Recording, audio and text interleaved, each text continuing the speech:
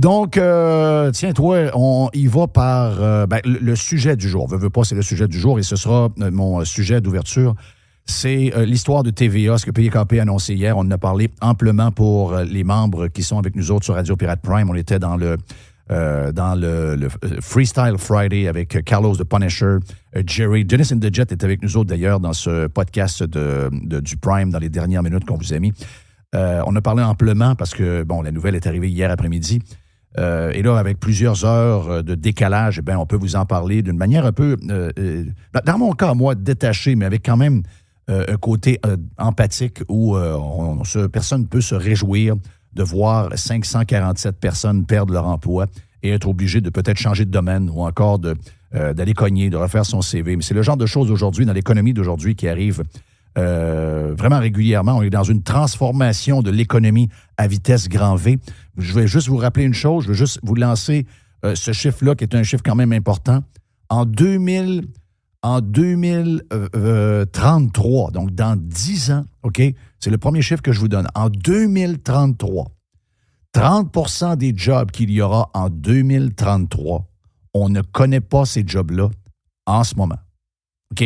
Donc, c'est vous montrer à quelle vitesse le monde est en train de changer. La technologie a complètement changé. Tous les secteurs d'activité, et entre autres, le téléphone cellulaire, les plateformes ont constamment, au cours des dernières années, bousculé le monde des médias. Ceux qui vont passer à travers ça sont ceux qui seront les plus ouverts au changement. Ce sont ceux qui vont les embrasser. C'est ceux qui vont fuir leur ancien modèle et qui vont sauter à pieds joints dans le nouveau modèle pour rejoindre le lecteur, pour rejoindre l'auditeur et pour rejoindre le téléspectateur.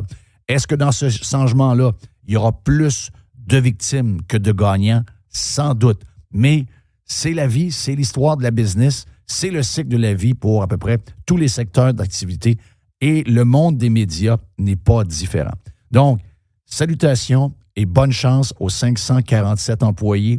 Je sais, et je ne les connais pas tous personnellement. Je ne peux pas vous dire combien en pourcentage, mais je pense que là-dedans, il y a des gens qui ont manqué d'empathie alors qu'ils travaillaient pour cet employeur-là, pour toutes sortes de raisons. Moi, je peux vous donner des exemples personnels où il y a une quinzaine d'années ou à peu près, les gens de cette industrie-là qui pleurent en ce moment la perte d'emploi pour 547 personnes, ces mêmes individus-là du même secteur se réjouissaient de voir une station de radio qu'ils n'aimaient pas être fermée par un organisme fédéral. Et les gens festoyaient à ce moment-là vers de la nouvelle qui était supposée d'arriver, qui finalement n'est jamais arrivée. Thank God.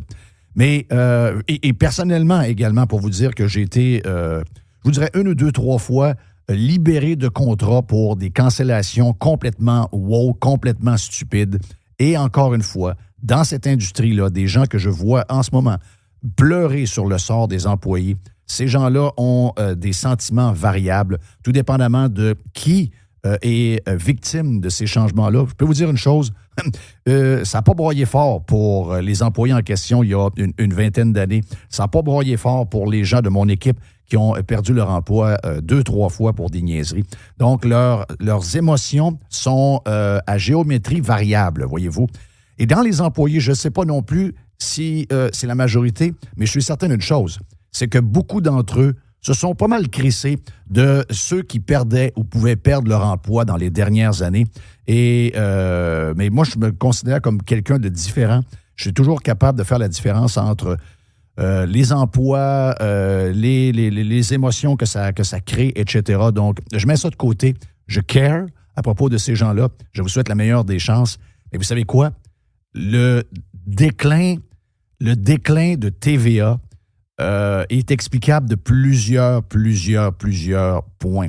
Le déclin de TVA arrive d'abord, très mauvaise vision du propriétaire. Pour les gens qui ont écouté Succession sur HBO, vous allez comprendre que la famille qui a des médias là-dedans, qui représente la famille de Rupert Murdoch, ça peut être, cette famille-là peut être amenée à toutes sortes de grandes familles qui ont détenu des gens sans être des monopoles, mais qui ont détenu de gros joueurs dans le domaine des médias. C'est une histoire qui est très à jour et qui explique vraiment ce qui se passe en ce moment. Et je pense que TVA a été victime d'une mauvaise vision d'un gars qui, semble-t-il, est très intelligent, travaille très fort, mais sans doute travaille très mal. Fait penser dans la série Succession, non pas au bonhomme Logan Roy, mais beaucoup plus, je vous dirais, à son fils, Kendall Roy. Si vous avez écouté la série Succession, vous savez de quoi je parle. Sinon, vous devez, cet hiver, vous taper les 6 saisons de cette série-là qui est extraordinaire. Donc, manque de vision, carrément, vraiment un manque de vision claire. Donc, pour les employés, on vous souhaite la meilleure des chances dans le futur. Pour le reste, si on regarde ça froidement et qu'on met l'empathie et les émotions de côté, c'était inévitable. L'histoire qui est arrivée avec TVA, LCN, je vous dirais PKP, le Journal de Montréal, le Journal de Québec, eh bien, ça ne pouvait pas arriver autrement. Ces gens-là, je vous dirais même avant le début de la COVID, ont décidé de laisser tomber le monde ordinaire, le vrai monde. Il y en a que ça dérange quand on parle du vrai monde, mais ça existe. C'est la majorité du monde, le monde ordinaire, pas l'élite, pas les gens qu'on voit tous les jours dans des organismes quelconques. Le vrai monde. Le vrai monde, c'est lui qui mène. Des fois, on l'oublie. On pense qu'on est plus gros que la patente et on oublie qu'en fin de journée, c'est le monde qui mène la patente. Mais ils l'oublient. Ils s'éloignent. Ils ont choisi l'élite. Ils ont choisi les peureux. Ils ont choisi la gauche sauvage. Ils ont choisi la CAQ. Surtout que la CAQ leur a donné de gros chèques pendant 2 ans et demi. Pensez-y, un média grand public qui choisit le politicos et la gang de sauter de gauche au lieu du vrai monde. Pensez à ça une seconde. C'est une des erreurs les plus connes à faire et c'est surtout celle qui est le plus facilement évitable. Il faut être cave, pas à peu près, pour pas avoir vu ça. Et jusqu'à maintenant, OK, on n'est pas encore à 24 heures de l'annonce, mais on s'en vient à 24 heures. Je n'ai toujours pas lu un seul mea culpa de la gang des médias qui braillent depuis 24 heures. C'est la preuve qu'ils n'ont pas compris ce qui se passe.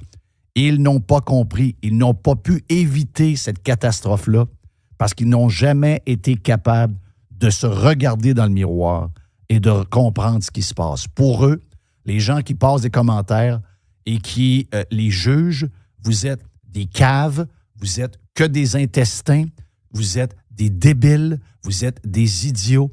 Mais ils oublient que c'est vous qui les lisez, c'est vous qui les écoutez, c'est vous qui les regardez, et si vous n'êtes pas là, ils sont morts. Vous devez, en tout cas, les gens de l'industrie, vous devez vous rappeler à chaque jour qu'une caméra s'ouvre, que vous avez un ordinateur pour écrire un texte, un micro qui s'ouvre. Vos boss sont l'autre bord.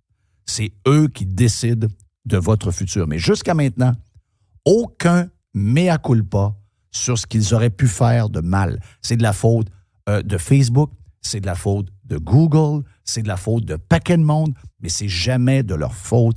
Et ça, c'est la preuve qu'il était condamné à carrément mourir. L'histoire de Facebook, l'histoire de Netflix, l'histoire de Google qui est répétée sans cesse, on va se le dire, c'est de la bullshit. Oui, il y a un gros changement. Tout le monde est conscient dans les médias qu'il y a un gros changement. Mais dans les changements, comme je le disais régulièrement dans les derniers mois, les dernières années, depuis qu'on parle de ce qui se passe, il y aura des gagnants et il y aura une tonne de losers. Qui va gagner? C'est ceux qui auront la meilleure vision pour transformer leurs médias. La seule chose que Québécois a en tête pour transformer ses médias depuis 3-4 ans, c'est de jouer à la peur, c'est de faire peur aux boomers, qui est la seule clientèle qui reste à lire leurs journaux, à écouter leur TV ou encore, je partais pour dire leur radio, mais entre vous et moi, Cube Radio, je ne suis pas certain qu'un boomer sait c'est quoi, mais vous comprenez ce que je veux dire. La seule chose que Québécois a trouvé pour se réinventer et essayer de ne pas mourir devant les changements de l'auditoire et du lecteur, c'est de s'accaparer les boomers, qui sont une clientèle réceptive et encore présente, en faisant un X sur les jeunes de 20 ans, de 30 ans, de 40 ans et même de 50 ans. Je suis dans ce groupe-là et je ne me sens pas concerné du tout parce que la télévision m'offre. Donc, faire peur aux boomers avec, je peux vous nommer une tonne d'affaires. Le faire peur avec la COVID, le faire peur avec le climat, leur faire peur avec les VUS, leur faire peur avec Poilievre, avec Trump, avec du M. Oui, ça rend les boomers captifs. Ils sont accrochés à leur TV, ils cliquent sur leur article, mais ce sont des gens de 70, 75, et en tout respect, je m'en vais vers là. C'est juste qu'à cet âge-là, on n'est pas en train de consommer, de bâtir quelque chose. On est en train de rapetisser. On consomme de moins en moins. Et les acheteurs de pub, qui sont des acheteurs de pub québécois, OK? Les agences de pub de Montréal, ce n'est pas des étrangers de la planète Mars. Ce sont des Québécois francophones de chez nous qui prennent leur budget publicitaire, qui l'enlèvent des médias traditionnels et qui le placent dans des ad servers de Google, de Facebook, ou dans ceux dans lesquels nous, on a de Spotify. Toutes ces agences-là, ils ont un seul but, c'est de trouver du monde pour vendre du stock que leurs clients leur demandent de faire. C'est ça, c'est la seule affaire. Ils vont en mettre un peu à TVA, mais ils savent que la clientèle est très, très âgée. En passant, c'est comme ça, partout à travers le monde, les gens qui regardent la télévision traditionnelle sont très vieux. Et rajoutez à ça que les journaux de Québécois et les médias de Québécois, oui, on a eu la COVID. Oui, ils nous ont brassé sur la COVID, mais même sur des sujets qui étaient des sujets très rassembleurs. Tu sais, les gens de la région de Québec voulaient avoir un troisième lien pour être sécure. Eh bien, les médias de Québécois ont décidé de cracher dans le visage du monde. Pour le tramway, tout le monde, les sondages le montrent depuis des années. Le tramway, les gens de la région de Québec ne le veulent pas. Par contre, leurs amis dans les médias de Montréal le veulent. Donc, qu'est-ce que Québécois a fait? Eh bien, ils ont poussé le tramway et ils ont attaqué le troisième lien over and over. Il faut manquer de pif. Comme ça se peut pas, OK? Comme ça se peut pas. Il n'y a pas personne qui s'est levé dans la direction de Québécois il y a 1 an, 2 ans, pendant la COVID, pour d'autres sujets, en disant, les amis, je regarde un peu ce qui se passe. Je regarde je regarde les réponses sous les textes. Je regarde les réactions dans nos réseaux sociaux. Je pense qu'on n'est pas sa coche. Je pense qu'on est à contre-courant de nos lecteurs. On doit ramener le bateau à la bonne place. Sinon, ces gens-là vont commencer à nous haïr. Et c'est exactement ce qui est arrivé. À un point où les médias de TVA ont dû enlever leur logo sur leurs camions qui se promenaient dans les rues. C'est vous dire comment ils ont choisi l'élite par rapport au monde normal. Est-ce que j'ai besoin de finir avec la COVID? On peut en parler de la COVID. Relisez tout ce que vous avez dit, tout ce que vous avez écrit, tous les acteurs que vous avez placés à la télévision over and over pendant la COVID. Vous avez menti, vous avez menti, vous avez menti et vous avez encore menti. C'est ça que vous avez fait à tour de bras pendant des années au nom de recevoir un chèque. Vous avez divisé des amis qui ne se parlent plus, des familles qui sont encore décimées aujourd'hui.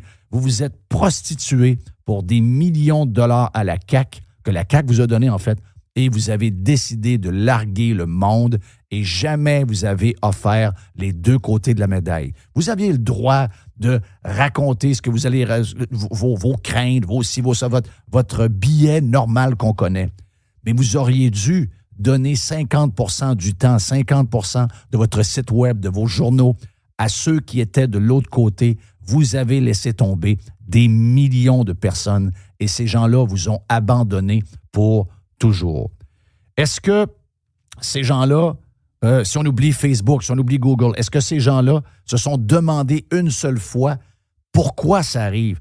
Qu'est-ce qui arrive? Jamais. Si c'était posé la question, la réponse aurait été dure. La réponse aurait été « Ouais, je pense qu'on a fourré le monde et le monde nous en fait payer le prix. » C'est un constat qui est tough, c'est un constat qui fait mal, mais toute entreprise doit faire ce genre d'introspection pour regarder où ils sont s'ils veulent survivre. C'est quelque chose qu'on doit faire plus que régulièrement.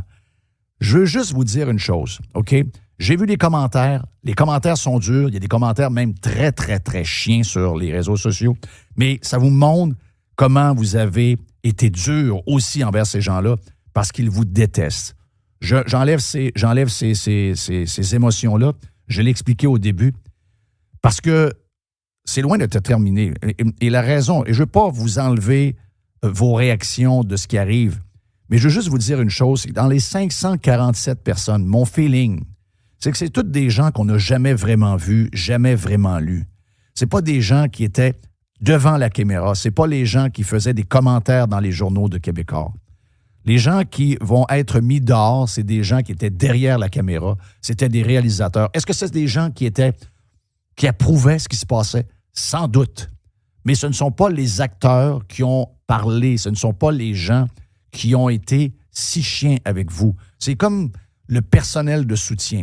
C'est sûr que moi, j'aurais pas été capable d'être dans le personnel de soutien pendant les 2 années et demie de la COVID. J'aurais été incapable. Je serais parti et je serais allé travailler au Super C au lieu de travailler avec des gens qui crachaient au visage du monde comme ça. Mais mettons ça de côté. Juste vous dire que dans les 547 personnes, mon feeling, c'est qu'il n'y a pas un seul employé qui nous a fait chier pendant la COVID et qui continue de le faire, qui va perdre sa job. Ils sont tous là. Ils sont tous là. Les Martineau de ce monde, sa blonde, les gens qui écrivent, les Karine Gagnon, tous les gens qui vous ont craqué et qui sont contre vous et qui sont contre le monde vont continuer d'être dans les médias de Québécois. Donc, oui, effectivement, c'était inévitable, mais je vous le dis, ça va continuer comme ça. Vous allez continuer à vous faire regarder de haut. Ils vont continuer de vous cracher au visage parce que les artisans qui ont été durs envers vous sont toujours là. Les 547 personnes qui ont perdu leur job, c'est du personnel de soutien. Il y en a qui vont dire qu'ils vont les appeler les collabos. Vous faites ce que vous voulez, vous avez le droit de penser ce que vous voulez. Mais les pires, ceux qui ont été les pires salauds envers vous, surtout pendant la COVID et après, eh bien, ces gens-là seront toujours à la télévision et vous allez toujours les lire. Donc, voilà. Pour le reste, je pense qu'on est à la bonne place. Je pense que le podcast, je pense que Radio Pirate est à la bonne place. On l'a fait en 2006, notre switch vers le web. On s'est fait traiter de radio de sous-sol, de tout ce que vous voulez. Je peux vous dire une affaire. Pour les auditeurs de Radio Pirate Live et de Radio Pirate Prime, le meilleur move que j'ai pu faire, c'est de m'en aller en pyjama dans mon sous-sol. C'est le meilleur des moves. C'est là que ça se passe maintenant. Regardez où Joe Rogan tourne ses podcasts. Quelqu'un me racontait où Tucker Carlson fait ses émissions. C'est dans un hangar avec des toiles et qu'un faux décor. C'est carrément la nouvelle manière de faire aujourd'hui. Et bien content d'avoir embrassé ça. Puis je veux vous remercier. Vous êtes là. Et savez-vous pourquoi vous êtes là? Vous êtes là parce que vous êtes bon. Mais vous êtes là aussi parce que l'équipe de Radio Pirate, les collaborateurs de Radio Pirate, et j'espère moi-même qu'on est avec vous autres tout le temps. C'est notre raison d'être. On est avec le monde. Il y a plein de gens qui ne comprennent pas ça. Nos détracteurs ne comprennent pas ça. Comment ces gens-là peuvent être contre nous alors qu'on est probablement un des seuls médias à être avec le monde? J'en suis très fier. Longue vie à Radio Pirate et bonne chance aux autres. Mon nom est Jeff Fillion. On s'en va vers Jerry, le boursicoteur sur Radio Pirate Live.